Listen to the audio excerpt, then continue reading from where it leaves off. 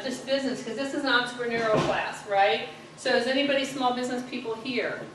Or medium business people here? Yes. What do you do? Well, right now we have 600 blueberry plants we got in the ground this year. 600! And we have 240 red raspberry plants in our high tunnel. And we live outside of Laurelville. So tell me how big your high tunnel is that you have 240 red raspberry plants. It's a 30 by 96. 30 by 96? Yes. Okay. This year they were not trellised, and I actually went in after Thanksgiving and picked a handful, which just to me was very exciting. Right. And how old were they when you put them in the ground? They were bare root. They were bare root. And Yes. how long ago did you put them in the ground? We put them in the ground in April, May of this past year. This year, bare root. Yes, How old was that? Was that just bare root? a bare root. Wow. We potted them. Is that unusual? I don't know. Seems like it. And they were not trellised this year. Next year they will be trellised, and they will be 6 to 7 feet tall. So we are also looking at putting up a farm shop on our property, And where's your property? outside of Laurelville. Also Laurelville. Yes. So you know Laurelville cider is like so well known, Oh, right? yes. Love that. Yeah. Wow, well good for you. That's excellent. Excellent. Anybody else? Yes. Well, I just bought a farm outside of Albany with 230 established blueberries and about 10 years old, but in dire need of, hasn't been pruned in a long time or taken care of. People were getting divorced, and so it's just sort of left. And so that's, Poor blueberry challenge. suffered the brunt of heartbreak, huh? you know, So Marie probably knows that farm. Or you had the Tillis farm. Tellis Farm. Oh, you got the Tillis farm. Aw, I love Miss Tillis. She used to be next to me at the farmer's market. Oh man, she was crabby all the time. It was Oh, amazing. yeah, she made blueberries, everything. I mean, the whole product. Well, she did, and she inspired me to start experimenting with doing vinegars. 'Cause I like vinegars too. Yeah. But yeah, so my farm is very close. So you're near United Plant Savers, Uh-huh. and we're about maybe a half a mile from there. So we're in the neighborhood. Oh, great. We have a great neighborhood there Yeah. of people. I don't know if you know. No, I mean, I've been here, I bought the house in May, the farm in May, so. So you should get a hold of me because so here's an interesting situation. She's my neighbor. And we have some amazing neighbors there. We really, really That's do. what I've heard. Yeah. That's why I'm excited about Yeah. being. So, yeah, and we're actually getting together this weekend, so you should email me. Okay. Maybe on Sunday. So good. So that's kind of how we learn, you know. We're like, oh man, you bought that, and what do you do? And you know, as farmers, you know, and people would say to me, are you growing all your own herbs? I'm like, no, I'm not a farmer. I love farmers. I'm a formulator. I like to learn about herbs. I like to learn what they do. I like to learn how they interact. I like to study about that. I like to create formulas that are going to help in certain areas.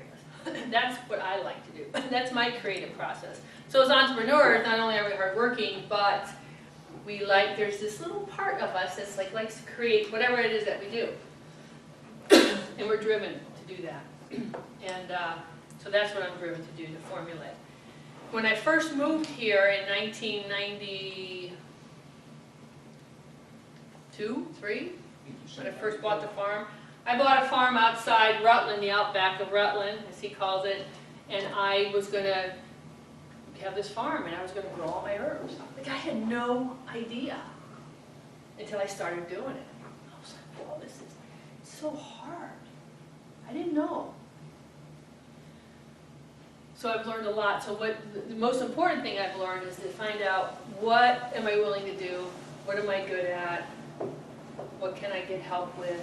You know, I didn't want help to do anything. I was going to do it all. And what I learned is I can't.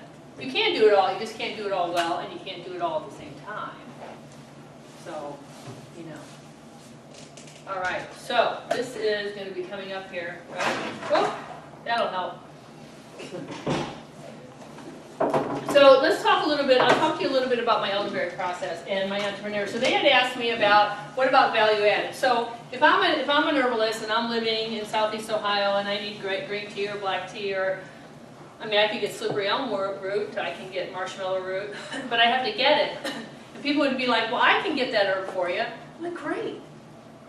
Or I can grow that. I say, great, grow it.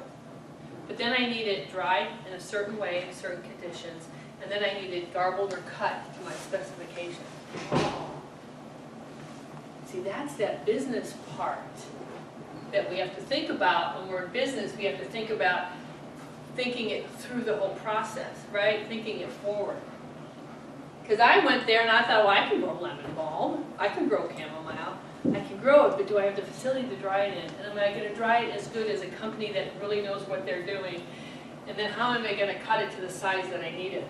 So then we look at equipment. I didn't have the equipment that I needed to cut my herbs to the size I needed. Yeah, I could grow lemongrass all day long in the hoop house, but I need a cut like this big. I needed a clean cut. And I need to have a drying facility. And. So when we think about our businesses as farmers, we have to think about equipment. Even for me, as an herbalist, I don't need a huge tractor, but I need those other things.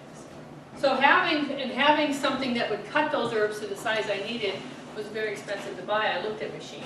I looked at tea bagging machines. Oh, people want to, well, don't you have your teas in bags? I didn't want to cut my herbs up so fine, what they call tea bag cut, where it's kind of dusted, because I was going to lose all my essential oils, and if I lost my essential oils, I was going to lose the medicinal qualities. See, I know that, and that's what matters to me. And if you want tea in a tea bag before they had the Fuso machines, I'm not going to do that.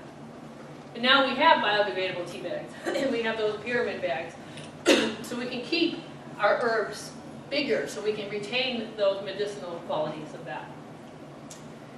So think about the equipment. So I thought, well, we'll get a tea bag machine. Used tea bag machine, $90,000. And it has to be calibrated. So I had a friend, I had an Amish buddy that grew red raspberry leaf in mid-Ohio, and he got himself a machine, but he had to, one of the Amish guys had to calibrate it. Oh, then you had to maintain the machinery. So, I mean, so those are all things to think about as we're building our businesses, right? There was a time when herbal sage was growing fairly big, and I got into the Mid-Atlantic region of Whole Foods and blah, blah, blah. And I realized that it was about 4 years that I hadn't even been in the woods because I was running my business, and I forgot, or I didn't forget, but I couldn't go there. I couldn't go plant my ginseng, or I still hand harvested my nettle and stuff like that, but because I was busy running my business. And that's another thing we have to think about as entrepreneurs.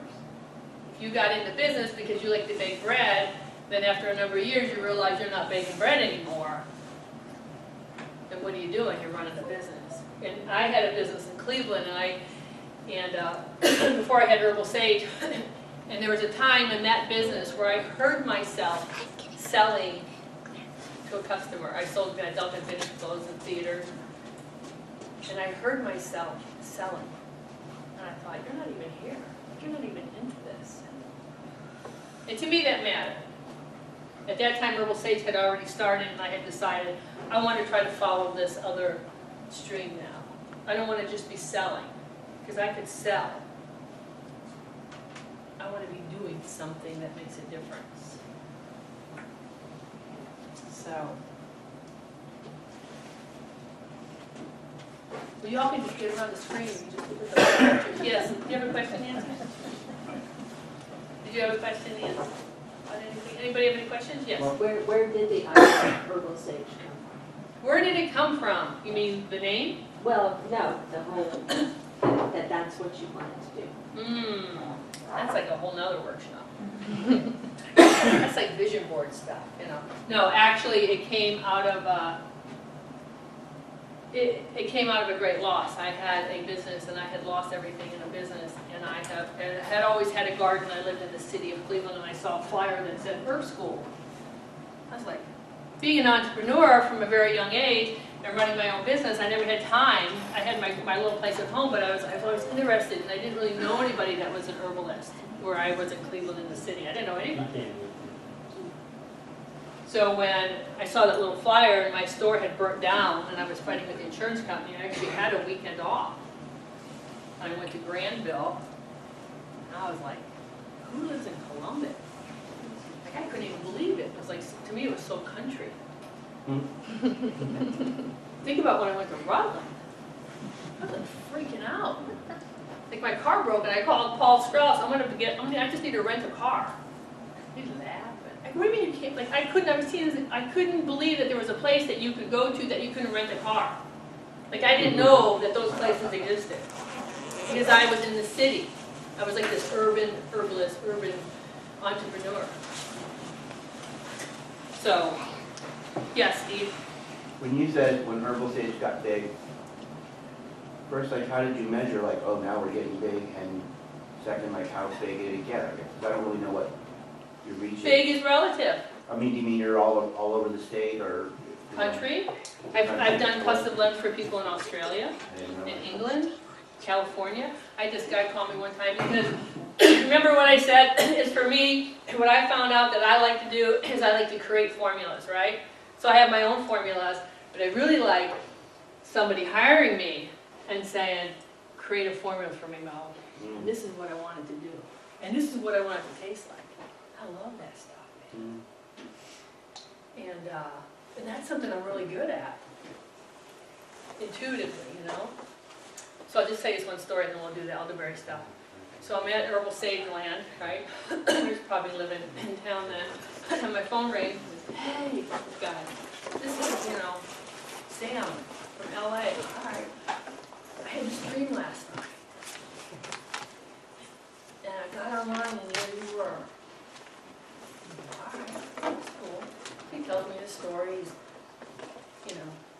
his story. And he found me online and he wanted me to create a blend for him. And he had some rich benefactors who paid me to create something, a shaman blend, just for him. So you never know. I mean, you know what I mean? So I get this guy and I'm like, okay. Or I get somebody who's much more businesslike and says, I have this clinic and I need a polarity tea and so it's interesting. And if you ever do retail, any of you, talk about meeting people. Wow. That's why I don't do retail anymore. I did retail for 19 years in Cleveland and I was like, you open that door, it's unbelievable. In Pomeroy, we have a building in Pomeroy we've been restoring only as a manufacturing facility. Hopefully the intention was to do classes, workshops, events, have an Airbnb. I mean, it's an amazing building. So we weren't going to do retail, so I wasn't relying on retail. Because I'm in Pomeroy, so that isn't where I'd go for retail. But it's interesting how many people, when I first moved there, came to the door, can I come in, can I come in, can I come in? I had to put a sign up, I was like, no. I'll call you when I'm having a class or an event. It takes a lot of energy and time if you're in retail and people will be there all the time and they'll always be asking stuff from you. And that's okay. I did it for 19 years in Cleveland. But you just have to decide as an entrepreneur where you're going to spend your time. And as we know, we're going to spend it everywhere just trying to figure it out. And then something will change. So I'm going to talk to you a little bit about elderberries. And I think if you want to do that, so this is native elderberry, the Sambucus condensus. That's what grows here. And you always hear about the Sambucus, right? This stuff's even better. Okay, let's just, and we probably aren't going to spend a lot of time on all this. Go ahead. Will it move for you? So we're not going to go into we're going to talk about the farming stuff, right? Because we're farmers. Well, some kind of a little bit. Is that also called chokeberry or pokeberry? No. Pokeberry? Pokeberry. It looks sort of like Totally that, different. though? Yeah, but it's bigger. Okay, so that's much smaller. Poke root. Poke My root. when I moved to the country, when I was going to do everything, remember? I remember I made my first tincture. Freaking pokeberry. Like it'll kill you. Okay, not the same. I don't know nothing, right? Oh, I made my first tincture, man. He's like, what? Mo, what are you doing? I'm like, the purple, it'll kill you. I mean, herbalists use it, if at all, very little. Okay. Oh, so it is used. You don't want it. But Well, your roots shoots are used and stuff like that, but I did it with the berries. Yeah. So, thank God, crazy, man. That's what happens when you just do what you do. You just don't drink it or eat it, you know, until you call somebody. All right, so let's just pass through some of this. And of course, words off evil, just in case. Okay, go ahead.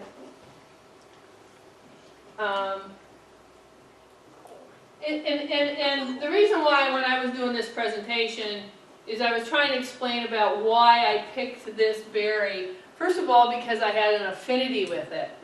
I was drawn to it. It kept turning up. It grew in the wild. It was easy to grow. I get all that. I like that stuff. I'm not one to plant in a row very often. So, and if you are going to be doing a product, with whatever, you want to make sure that you have information to back that up to your customers about why they want to buy what you have. And I have fallen horribly on the wayside with all that kind of stuff. I mean, I used to give people all kinds of information and all that. And in the past 3 years, I haven't done that. So, luckily for me, is I've been in business long enough, and I have a deep enough stance and foundation that I've been able to weather some storms lately. So that's good. Go ahead. Blah, blah, go ahead. Yeah, we know, it's awesome against influenza. Go ahead. Studies, yes, we know, it's great. That's what it looks like. Go ahead. Look at that. One elderberry can have 200 berries, yay! It's a lot of berries, man. It's more than one blueberry. And so if you're looking at a product to grow or to work with, I mean, that's pretty good. How do you harvest it? If they're tiny. They're very tiny, and the birds, you get a lot of them. I've harvested them different ways, always by hand. Go ahead. I mean, there are now companies, there's some big elderberry companies, you know, and the old shake thing. One trick that we used to do is, because the thing about elderberry, when they come on, you know, so you're out there and you're harvesting, you can't process. If I talk to you about equipment and processing, when they're blooming, I mean not when they're blooming, when your berries are ripe, you gotta pick them.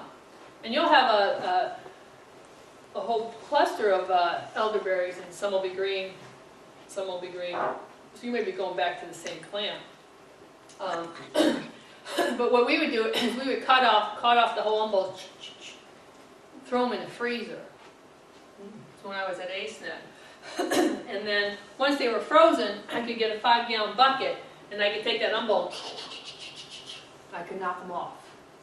Because those berries were frozen. The thing about, because they are so small though, boy, they thaw really quick. And once they thaw quick, they're mushy. So everything is of this time factor for processing. And if it's just you, like I would hire 2 or 3 of us to go out and harvest for a week.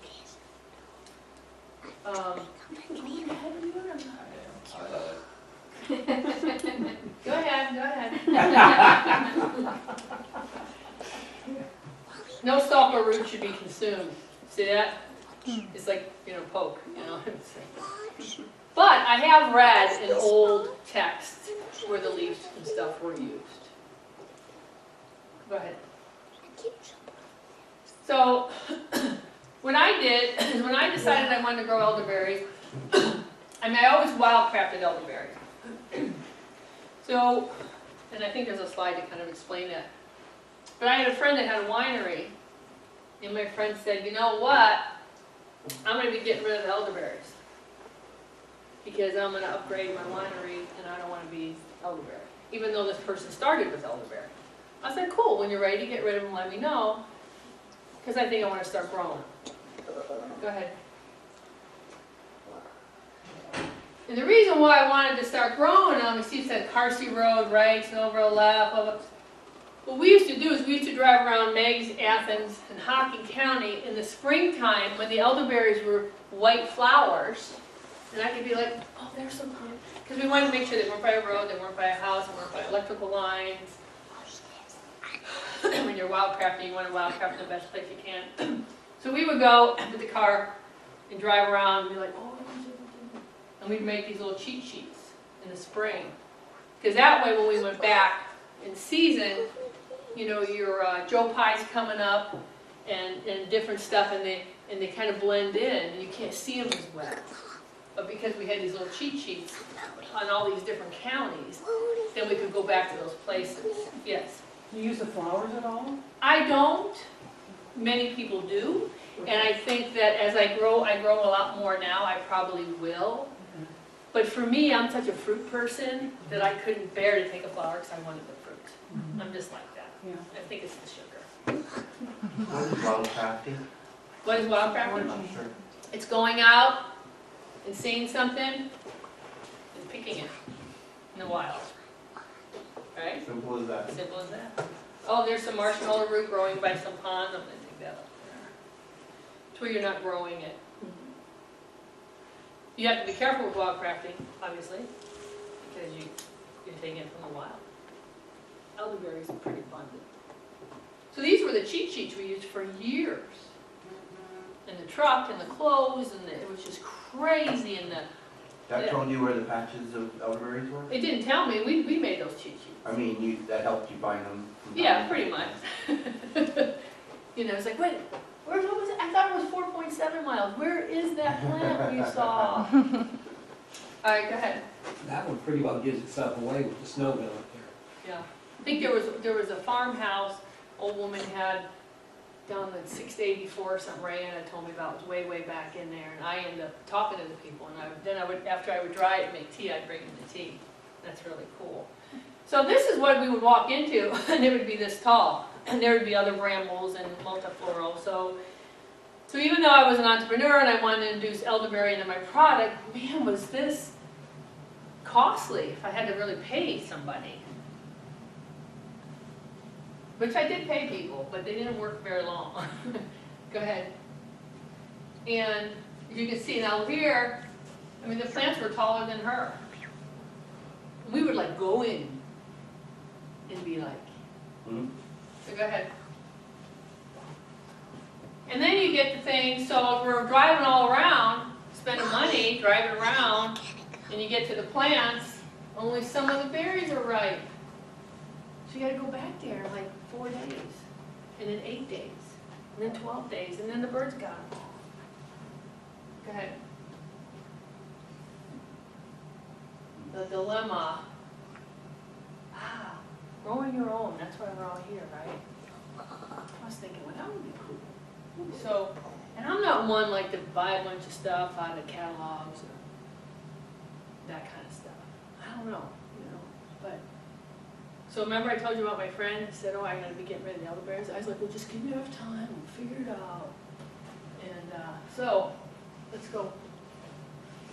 So were they native wild that he got? No, or were he- they purchased and cultured? They were purchased years ago, canadensis, and he had different plans where he groom some and then mow some and they'd come back. And so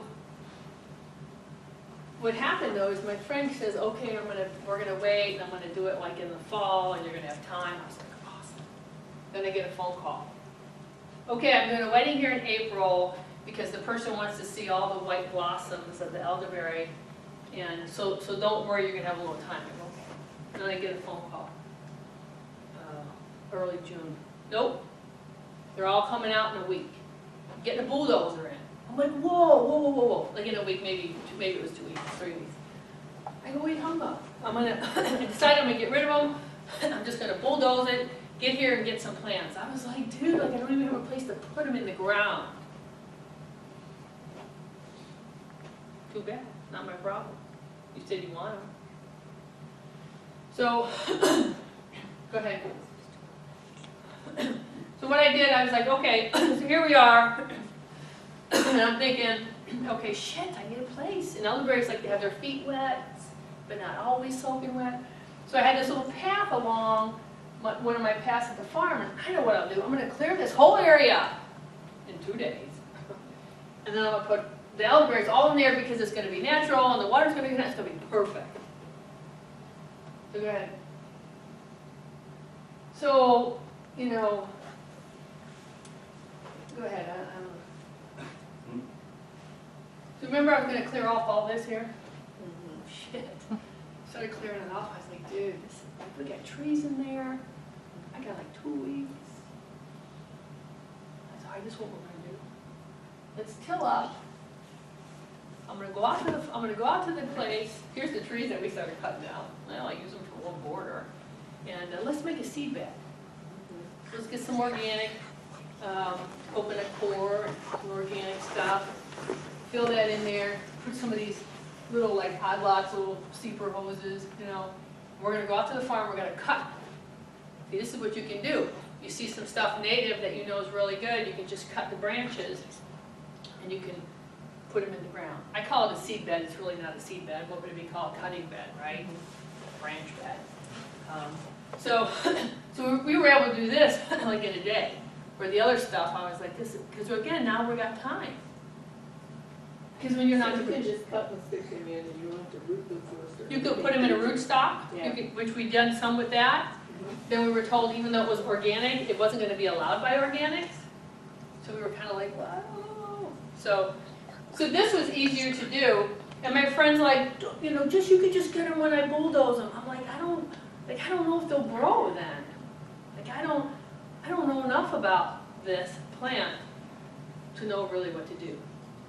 So I'm going to cover all my bases. So let's do this. Let's go ahead. And I had these like at my mom's house, the old hoses and stuff.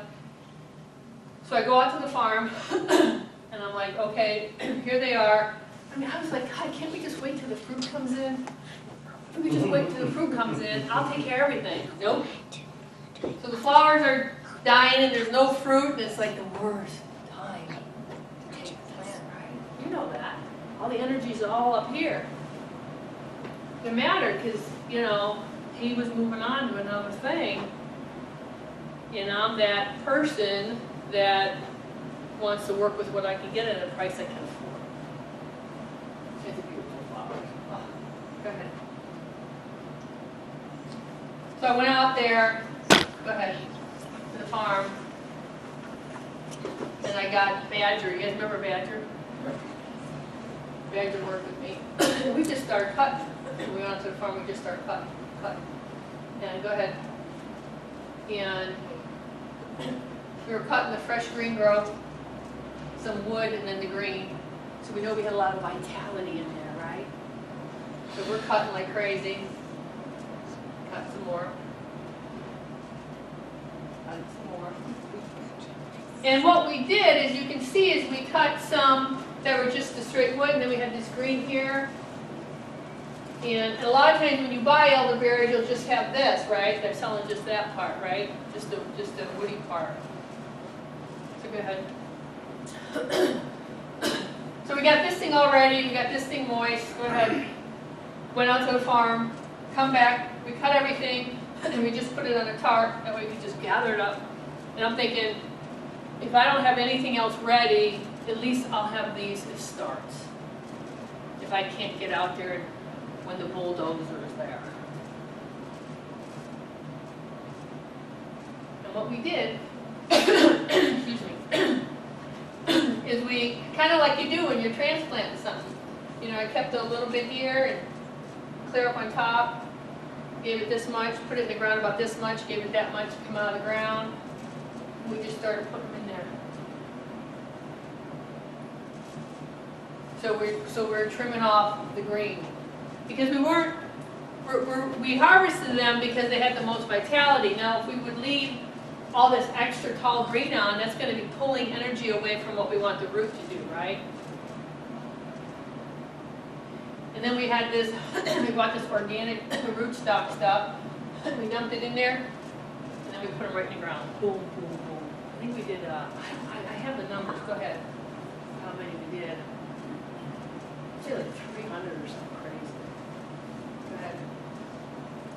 Like a dissolvable pot or plastic? No, we did, it was just something to hold it in. It was just like, put it in the ground. Okay. It was like dunking it in Yeah. and putting it into soil. Like a pizza cup. Well, they see something deeper, I mean, they're narrow, so it was like, almost like a test tube-ish kind of thing, Okay, would be got kind it. of cool, Yeah, right? Yeah. Excuse me. So we put them around each side, so it was closer to the, I mean, these aren't the fancy irrigation ones, these are those flat, old school with the little holes in them, you know, but I had them in my mom's garage, I was like, I got a weed. Go ahead. Sure enough, man, the old stuff died off. About 2 weeks, look at what's happening, man. I'm so happy.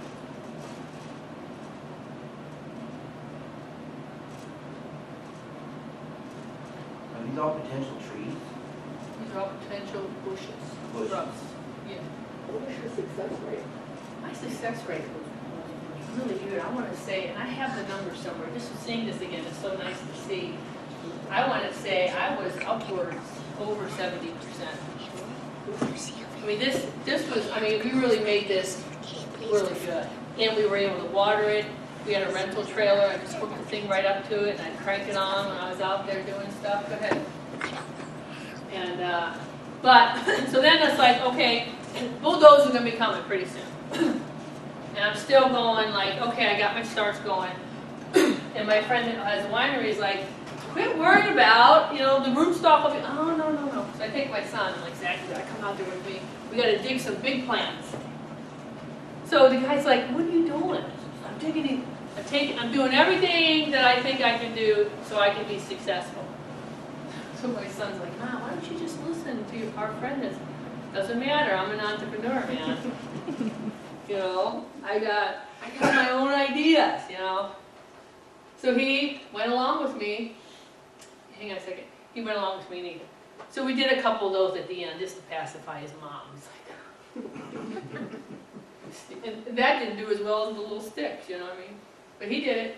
And my friend comes out, what are you doing? And they're all like telling me, I'm just like, shut up. So I go ahead. So this was probably the most expensive thing we bought. A little timer. Those little posters. That's high tech, man. Yes. How close did you have them? You didn't plan them that close when you had the little, I didn't know anything. how close did they end up being? Some were like this close. Some were like this close. I mean, I don't measure. Yeah, but I mean, the ones that were that close still did okay. Yeah, sure. They're close. But you know, yeah, and the thing is, ideally you want to give them some room. So what is that? Maybe your own money, and if you don't have other income coming in, it's very important. So I will hire people kind of, like I have somebody that helps me with packaging and inventory.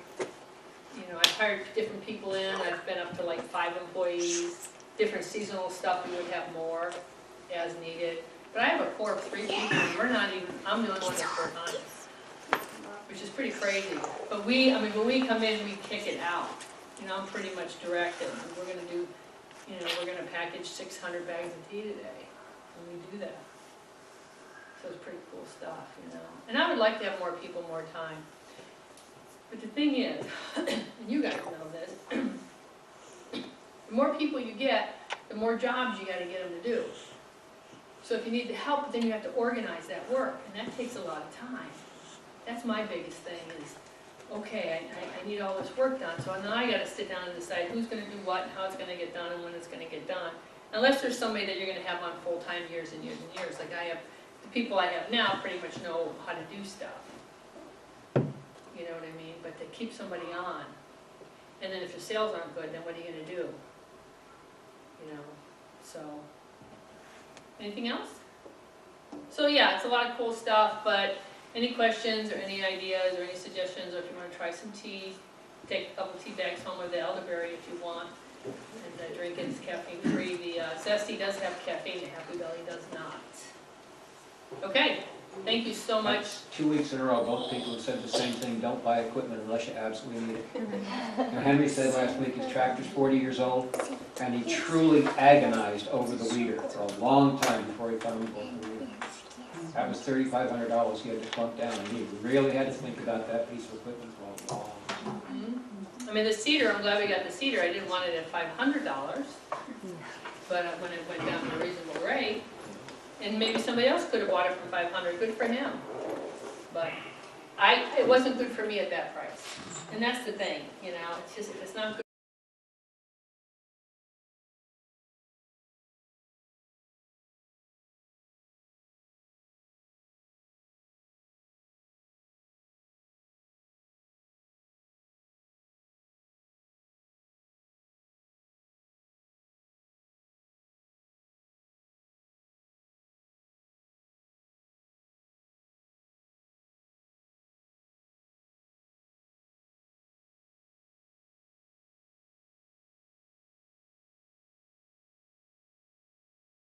It's 90 acres, mix of pasture, woods, and scrubby pasture.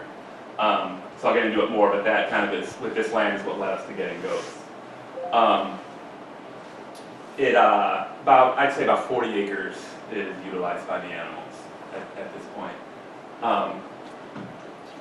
As far as our business, we sell goat milk yogurt, cheese, and soap. We have a licensed facility on the ODA inspection facility on the farm. We also sell eggs, shiitakes, because we have so much wood, we do shiitake logs, and we have a fairly good growing business of just selling live animals, breeding stock.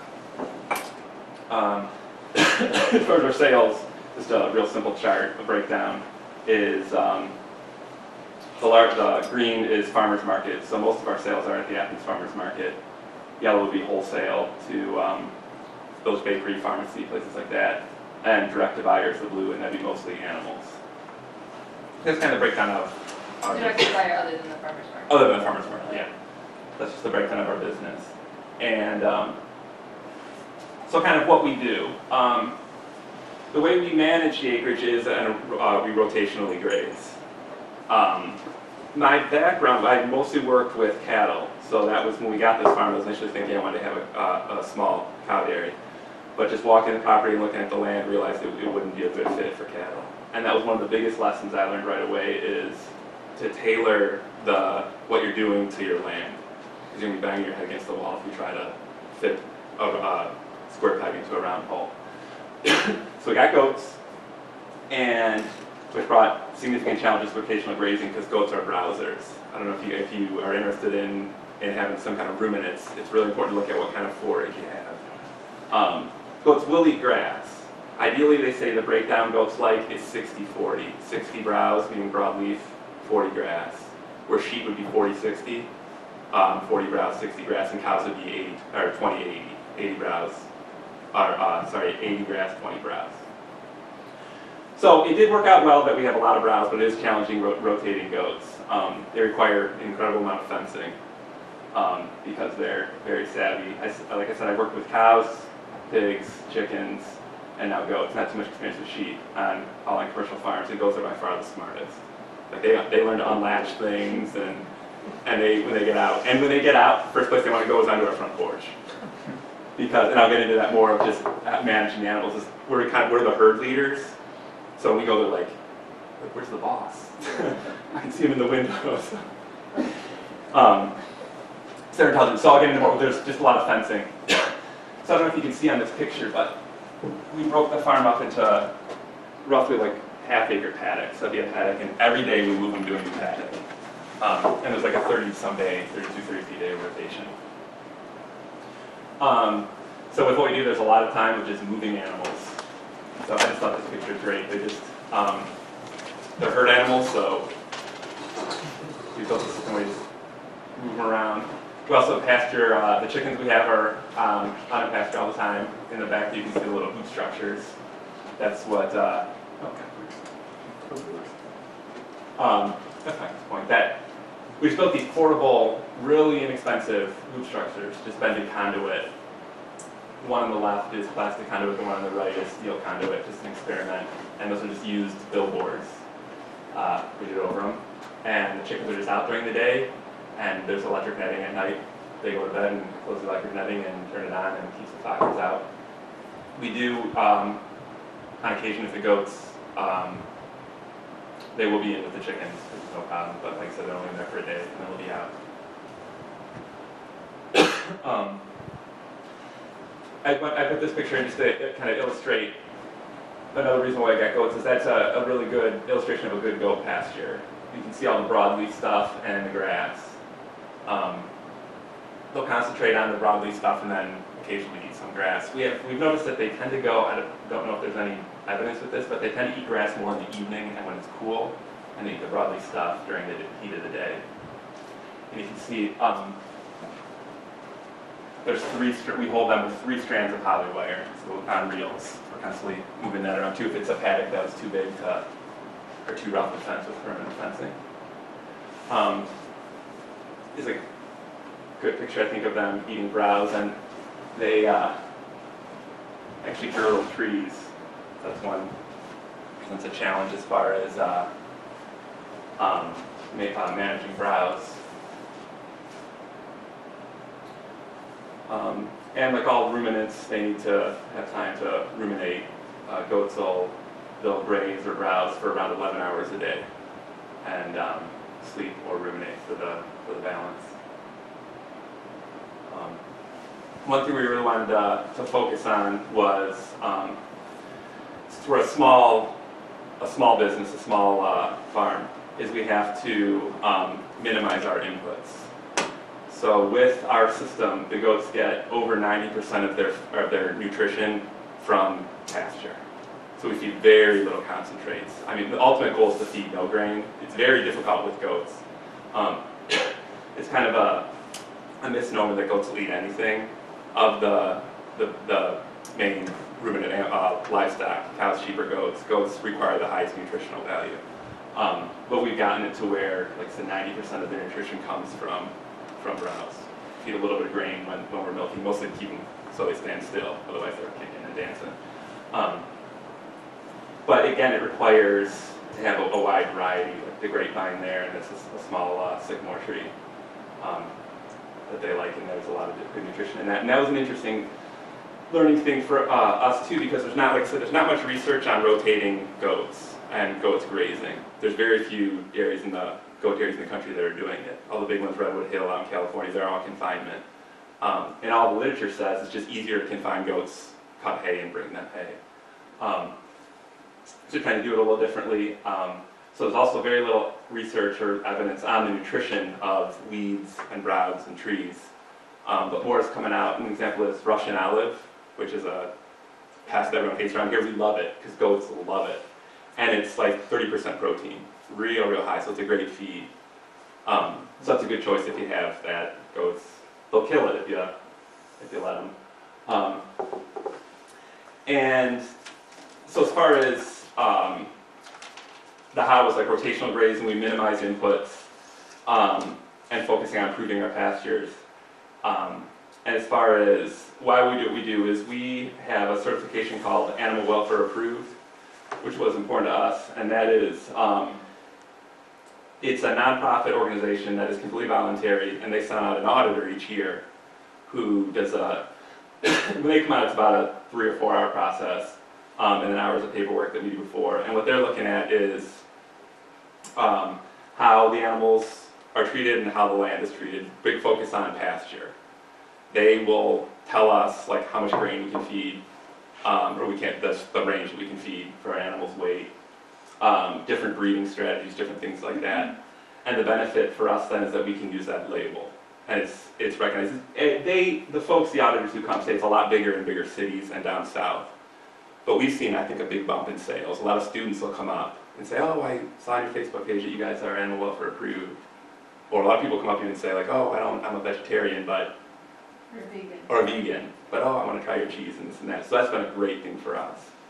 And it's also, as far as new farmers and new to goats, is they send out really knowledgeable people. Our last auditor was a veterinarian. So I just asked her tons of questions. So that's been a great benefit to our farm, and it ties in well with how we want to farm. And one thing we do that's a little different is we leave a kid with one kid with each doe. And that works well with our system because it's full-time just me, and so I milk in the morning and then process in the evening. And the volume of milk we get is a little less, but enabled us to not have to own a bulk tank because all of our milk goes right to our pasteurizer. and then I can process that. So by leaving the kid on, is the kid can milk the dough out in the evening. So they're together all day, we separate them at night in the barn, just with a wire panel. Can we emphasize that, just how important that really is when you're talking about a one-person operation, how much time you're saving if you can solve, with one simple act of having a kid on there or in cattle or anything, you're solving your labor costs if you were to have to take the second time milking. Also, you can create a secondary market for, well, not secondary, but a problem of keeping time to nurture that offspring in other forms. So you're kind of saving, I mean, I imagine you've saved a lot in just the fact of issues of weaning off something. Sure, yeah, and kind of so you get healthy kids. So we get healthy our breeding stock they're being raised by the dams, because they're getting milk for sometimes for 8 months before the moms will wean them. But so we have very healthy breeding stocks. We're not having to mess with replacer and things like that, which most dairies are. Low stress. Yeah, low stress. And also a market that we haven't developed that I think could be a great market is goat meat. It's hard with dairy animals because they just don't put on the weight that a boar or a Kiko would with the meat goats. But the market is there, especially in Columbus, I think. So most of the kids that stay with the dam raised kids, we will sell live to people. Again, either as breeding stock, as brush clearing animals, things like that. But it's been a huge benefit as far as our heifer goats, the ones that aren't bred. I think a lot is with the system, but we have very little health problems, very few health problems. We've had goats out there for 5 years, and I think I've wormed probably 4 times. Individual goats. Individual No, goats. we don't do the holder. Oh yeah, don't do the holder. Yeah, individual goats, and that's just on FAMACHA and fecal egg counts. We'll do run samples on doing worm counts, and a lot of it is just that low stress, being dam raised. Another thing that I thought was important that we wanted to do is to really start with quality animals. So up front, I think an important thing for us that we just had to kind of figure out is to buy good animals. It was one of our older does. This picture was taken July 20th. She's about 120 pounds, and she'll produce at peak about 16 pounds of milk, so 2 gallons. And she's a 120-pound animal, so she's doing very little forage, but still producing a fair amount of milk. She's an alpine. So yeah, I thought it was important starting with healthy animals. And just doing our best to maintain forage quality.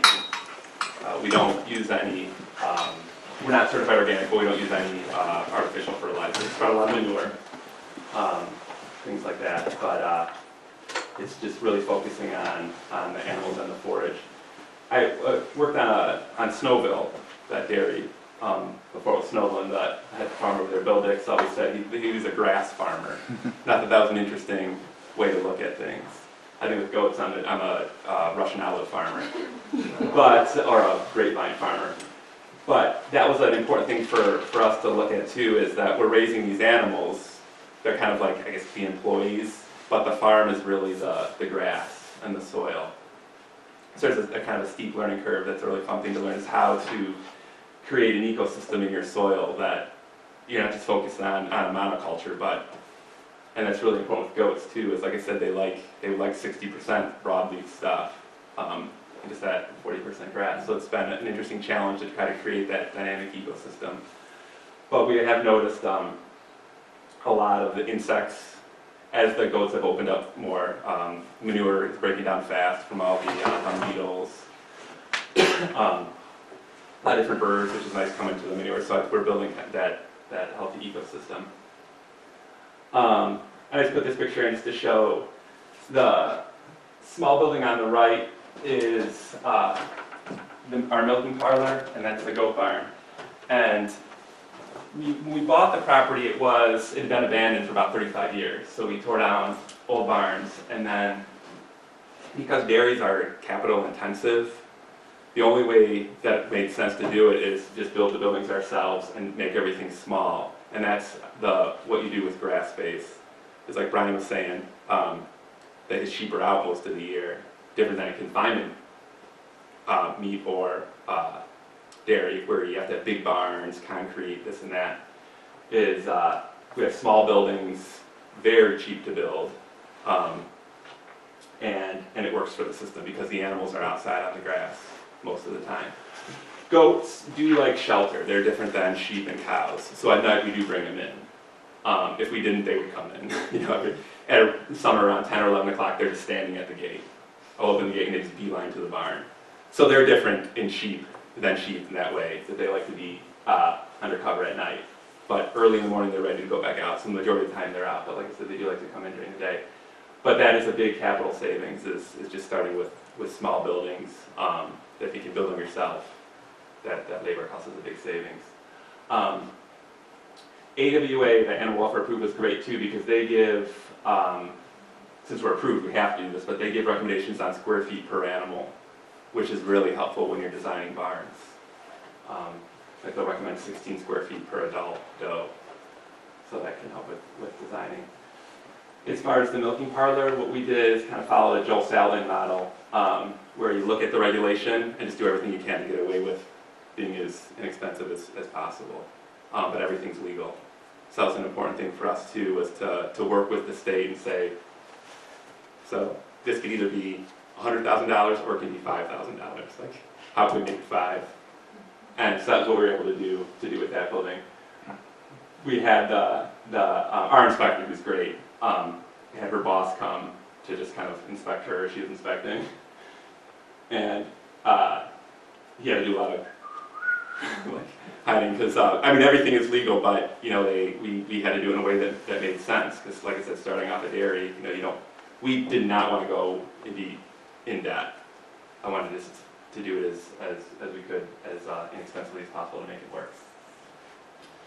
And one thing, kind of the motto in my mind when I'm thinking about how I'm going to do the grazing, or how we're going to have our animals, how we're going to create a system that works for the animals, is to let goats be goats. That's another thing I think maybe I got from a Salatin book. And that, I think, leads to healthier animals and low stress animals. I think one of the most important things I learned on dairies is to have animals that are low stress. They let down easier, meaning they easier to milk. They're calmer, easier to work. And so you just want to have a really low stress environment. So we try to create that as much as possible with the animals, and then in turn, we'll lower vet bills, they'll be better producers, and they will gain weight and produce milk on forage without having any expensive grains or things like that. And less stress on us. And less stress on us too, It's yeah. not pleasant to be around animals that are stressed, or an environment that's taxed. And we have a farm with a lot of rocks, so that's, again, goats. So we didn't want that as opposed to cattle. So I think some of the challenges that I found is with the system we have, where we're farming, we're processing, we're marketing. So there's kind of 3, that's how I break it down in my mind, 3 jobs that I have.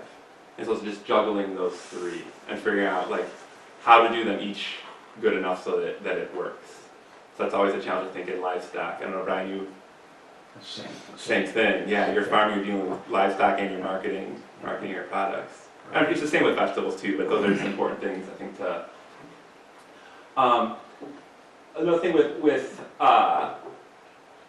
is like what to have on the farm, and that was, I think, a challenge too, is to figure out like how to utilize this land so that it'll stay productive, it'll stay healthy, and it'll be economically a viable business.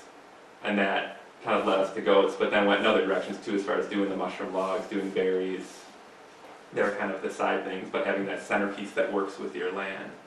And that was just, it took some time to figure that out. And that any person wanted to go into an agricultural business, I just think it's really important to kind of like, in quotes, like listen to the land and figure out like what's going to work here. And I think that's the good and the bad of Southeast Ohio is, I guess the bad is it's rough land. You can't just roll a combine out on 300 acres of corn in most places. but there's niche land. Our land is good for goats. We found we have some flat bottoms, and I put up that are mostly grass. They just get bored when they're out there, and that's when they'll go through fences or they'll be bellowing at me. But I put them up on the hills, and they seem to do better. So it is well suited to those animals, whereas more productive farmland might not be so well suited to goats. And then I think an important thing for me to figure out too was how I wanted to run the farm. Like, what was the big picture that I wanted to do every day? And I kind of see the business and the farm as kind of an extension of who I am. And I think that's an important thing if you want a farm, because it's something you're going to have to do every day. I mean, they need to eat, they need to have water. And I feel lucky that it's not a chore so much, because it's something I've designed a system that works for what I want to do. So I see that as a really important thing of just sitting back and like, what do I want to do every day if I'm going to be committed to this farm? And with that, there comes, I think, a lot of joys. I think an important thing with livestock is, and maybe it's not such the case with, say, a 10,000 cow dairy in California, but I think on a smaller farm there's got to be joy interacting with the animals. And I think that's probably what's missing on those confinement farms, like the dehumanized connection with the animals. And that I think is a great joy. It's also a complicating thing too, because I read an interesting thing one time that it was saying that hunters and gatherers had, let me go off track here a little bit, but I'll come back around. Hunters and gatherers had psychologically, when they would hunt animals, had to think, not make up, but have these stories of how it was okay to kill an animal. Agricultural people had to make up their creation stories, how it was okay to tame the land, and they say herders, it was the hardest thing for them. So I think it's important when you raise livestock, like you have a relationship with them, but generally you're going to either send them to a slaughterhouse or you're going to kill them. And so that I think is an important thing with livestock, is to wrestle with that. Because if you don't, then I think it's going to be a hard life, or you might not enjoy it. And if you do, I think you can have a really complicated relationship with these animals that we depend on. That's why I kind of like this picture. There's a little bit of land that a neighbor had that is unfenced, and we'll occasionally take the goats over because you can see what it looks like. And so that's kind of every so often a Sunday activity. You bring the backpack and take all the goats over with them for like 6 or 8 hours. And I was sitting in this chair, and this goat, I got up to walk around, the goat just jumped up into the chair. And this was one that we were going to slaughter. So it's interesting, just wrestling with that, having this relationship with the animal. That goat sees me as the herd boss, the herd queen or king. But having that relationship, I think, can be a profound thing in livestock farming. That has been a great joy for me. And then when you came back, you jumped out, you sat down, you He jumped back in your lap. in my lap, yeah. So I mean, there is that relationship with animals. And even guys men and women on 10,000 cow dairies, they have them too. But I think it's just maybe pushed away a little bit in industrial agriculture. But I think in more human agriculture, that is a big part of it. I think a really nice part. Another thing that I think is important with any kind of farming, but because I'm livestock farming, I'll say with livestock farming, is a connection with the community. And that's been a great thing here in Athens. Like I said, you're in Guysville, and Athens has a great food community. So it's neat to build those connections with people too through your farm. That's a great joy, I think, of farming, is just the connections with people that come out of it. That's kind of what I got.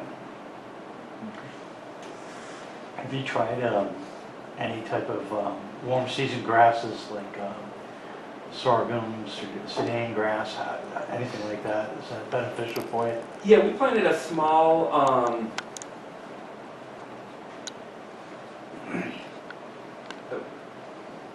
can't really see this picture. Down in the left there's about an acre garden.